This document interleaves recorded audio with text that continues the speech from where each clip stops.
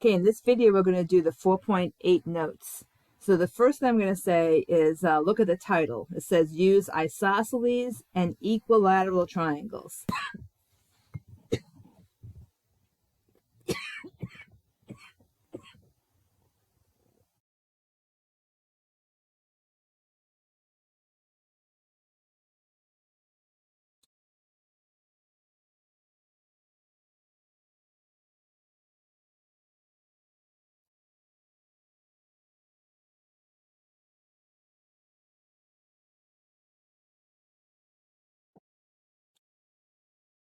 And the angle formed by the legs is the vertex angle.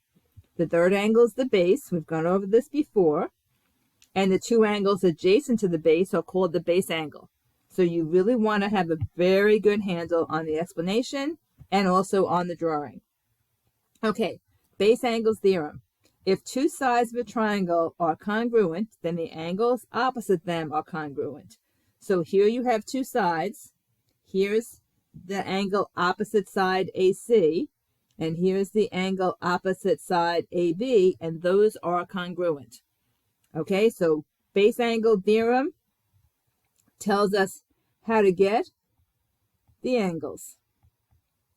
The converse of the base angle theorem tells us how to get the sides. So if you have base angles equal, then you know that you have these two sides equal. Okay, so now let's write it out here. If two sides of a triangle are congruent, then the angles opposite them are congruent. The converse of this, if two angles of a triangle are congruent, then the sides opposite them are congruent. Okay, so the base angles theorem gave us our angles, and the converse gave us our sides. So the corollary to the base angle theorem says if a triangle is equilateral, then it is equiangular. Okay? Corollary to the converse of the base angle theorem, if a triangle is equiangular, then it is equilateral. So what is this all about? This is about this kind of triangle. This equals this equals this, and therefore this equals this equals this. Now, important. When you have an equilateral triangle, all the angles equal 60 degrees. Why is that? Well, let's draw this again. I know that these sides are equal, therefore these angles are equal, and in every triangle I have 180 degrees. Therefore, 180 degrees has to be divided into three equal angles. That's going to give me angles of 60 degrees every single time. So just be aware of that. Okay, that's an important thing to know and understand. All right, so now we have some more practice. So example 1, it's right here. That is focused on isosceles triangles. So let's see what we have here. It says in triangle DEF, if DE equals DF, name two congruent angles. Well, E is opposite FD, and F is opposite ED. Therefore, angle F is congruent to angle E. Now, in this situation with this triangle, there is no confusion as to what angle F is. Know that you could have named angle F as angle DFE, and you could have named angle E as angle DEF. And I'm pointing that out because in the homework, you will need to use 3 letters to name some angles because it will not be clear what angle you're speaking about if you don't do that. Okay, find measures in a triangle. Okay, what did we just do? We said that if those three sides are equal, these angles are all equal, and therefore 180 divided into three different angles that have to be equivalent is going to be 60 degrees each. So you can say that each angle equals 60 degrees. Or you can say angle P equals angle R equals angle Q, and they all equal 60 degrees. Either way, you're communicating that these angles are each 60 degrees every single time. I have no idea what the lengths are, but I absolutely know what the angles are. So this example 1 pertained to an isosceles triangle. And then this example 2 pertained to an equilateral triangle.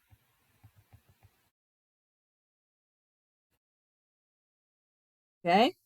Okay, let's go on to example 3. So example 3 is written here. They want us to find x and y, but we have to do this. We have two triangles next to each other. They're kind of sharing a side.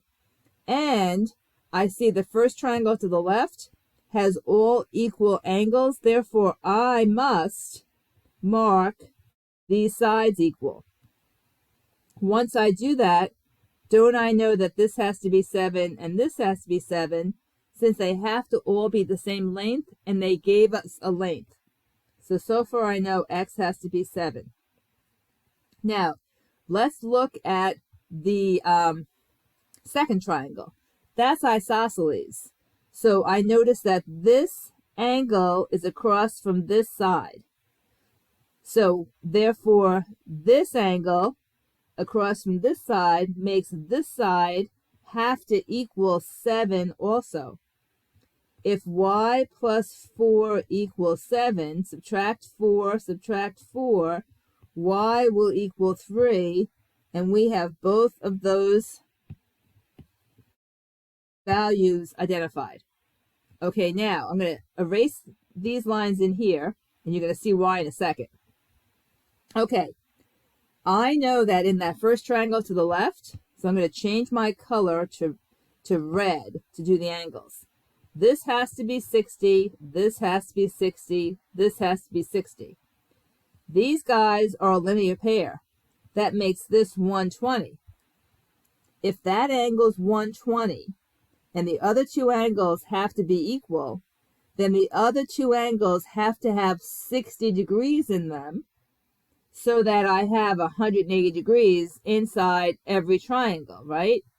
So 60 divided by 2 gives me 30 degrees here and 30 degrees here. Okay, so think about that. This is a really important point. Next point. Let's highlight, maybe in pink, the outside triangle. Okay, so the big triangle.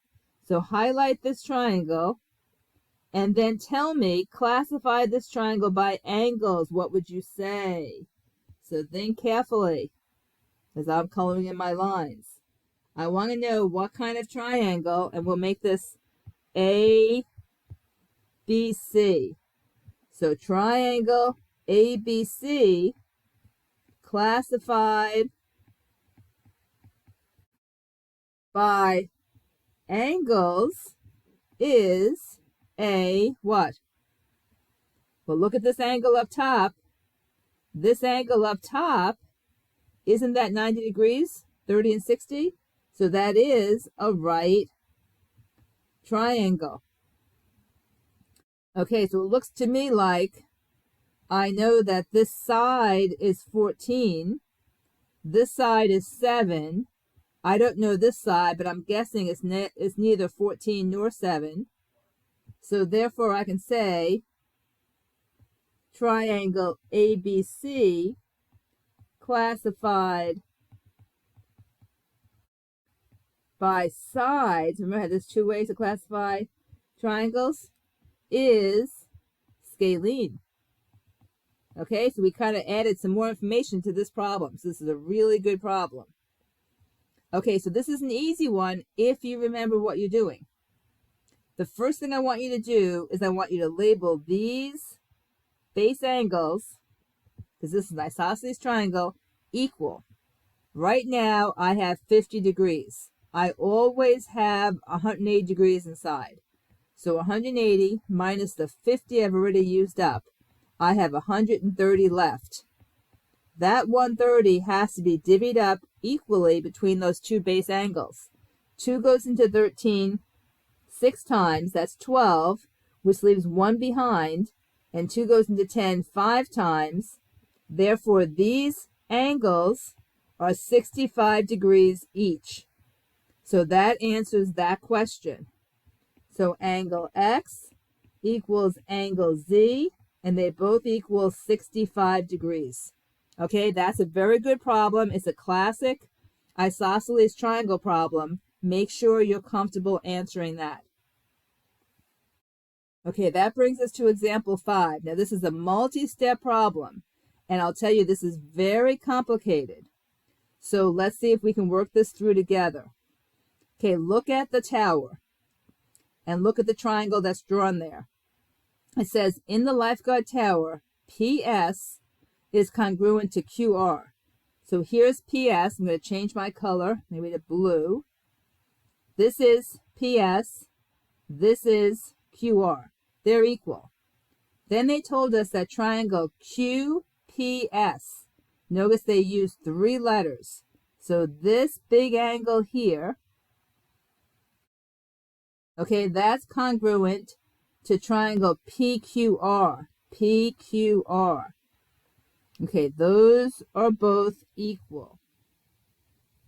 Okay, so what I'm going to do now is let's make this one triangle right here, this pink one.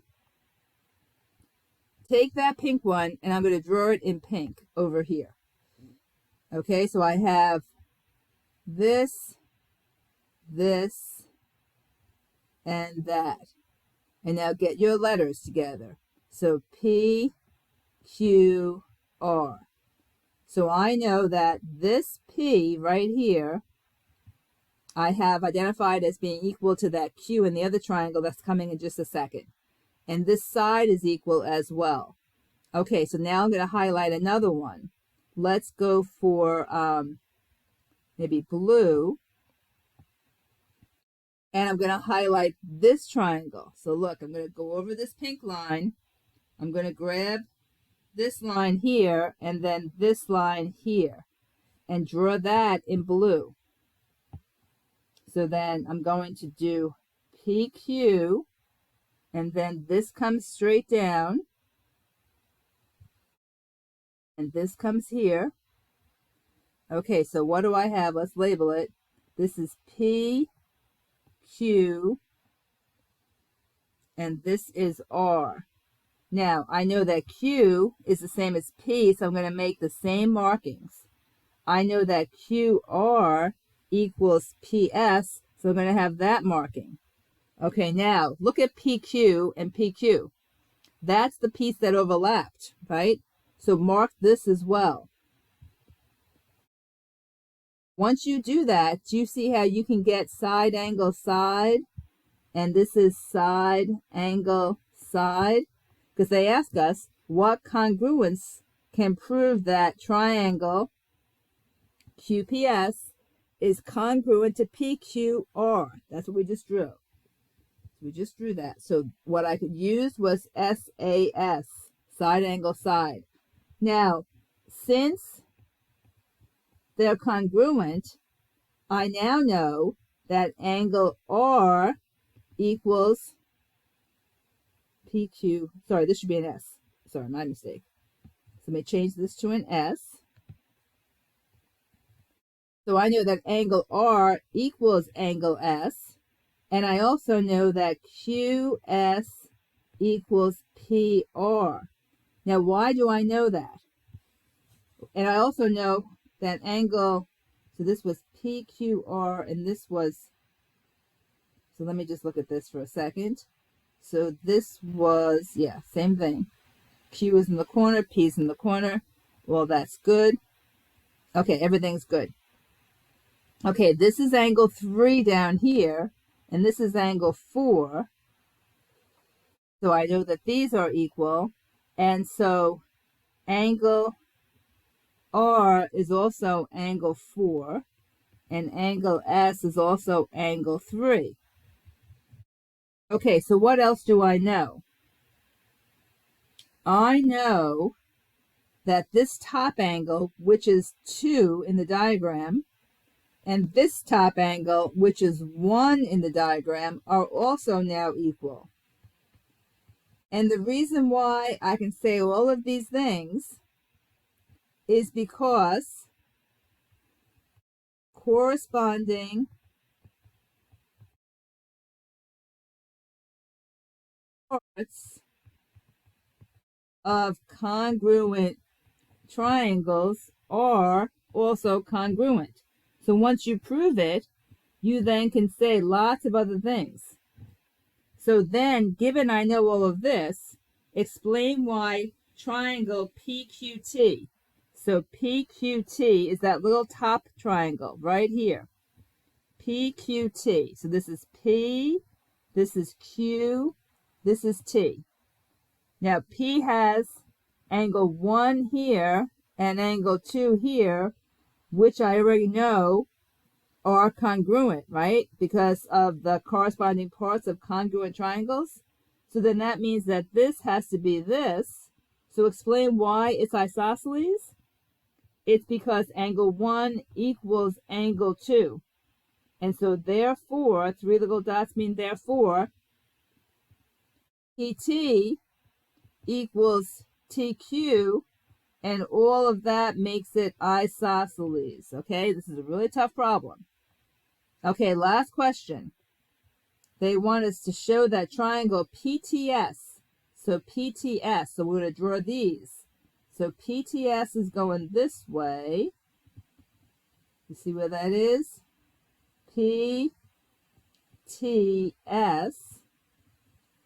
And then our other triangle is going this way. And it is QTR. So basically, I'm going to highlight inside these triangles. It's these triangles here that I'm turning kind of yellow. Okay, those are the two triangles they're talking about. So they want to say, show that they're congruent. Okay, well, let's see what I know. I know from the first problem that QS, or let me see, that PS equals QR.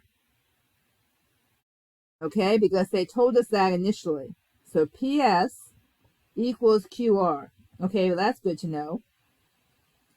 Then I know because of the first congruency that this is angle 3, that equals angle or down here. So I know that those are equal. Then what else do I know? Well, since the big angle up here, right here,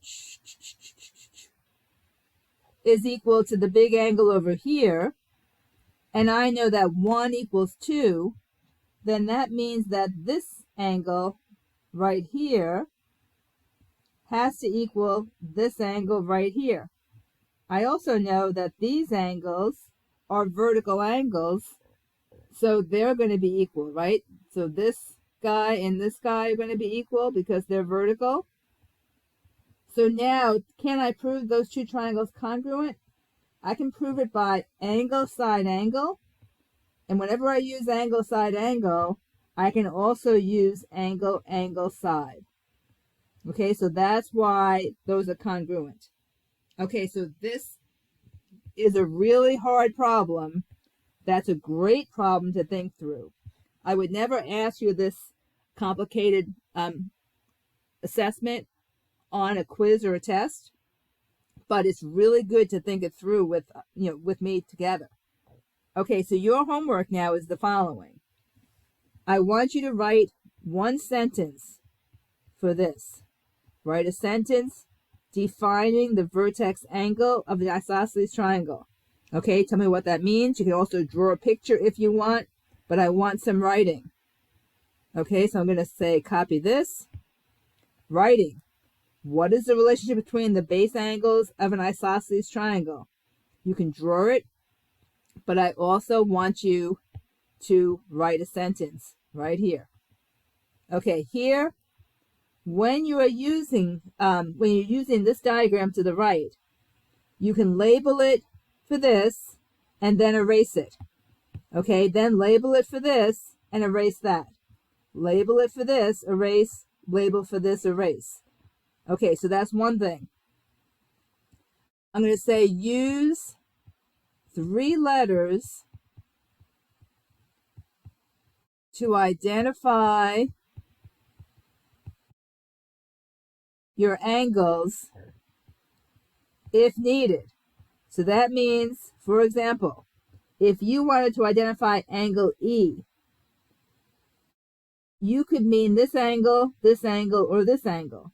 So you're going to have to use 3 letters and say either AEB, which would be this angle, or BEC, which is this angle, or CED, which is this angle. But if you identify angle A, you can use 1 letter. There's no confusion. Angle D, 1 letter. There's no confusion.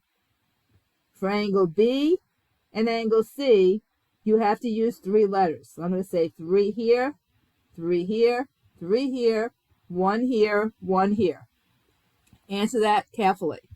Find the unknown measure. That's pretty easy. Drawing diagrams. Okay, draw and label the triangle. So look at the one I did for you. I think I've done a couple of them, and then plus there's more in the notes that were done for you. They give you information. They tell you about the base angles, and they want you to then solve for the vertex angle. So label it, solve for what they're asking you for.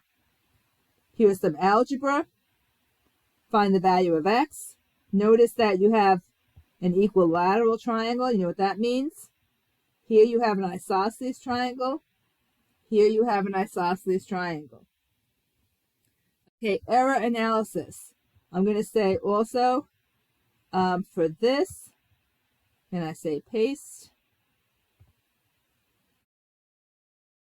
And I say, let me just do that and say paste. Okay, I want you to write a sentence for this as well. Okay, they're making these conclusions. This is what's given.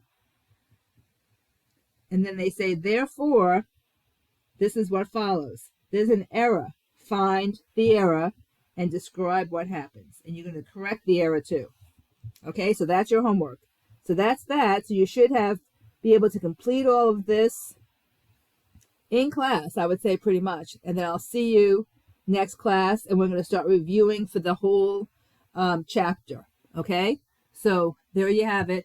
Okay, good luck going over this material, and I'll see you in 2 classes.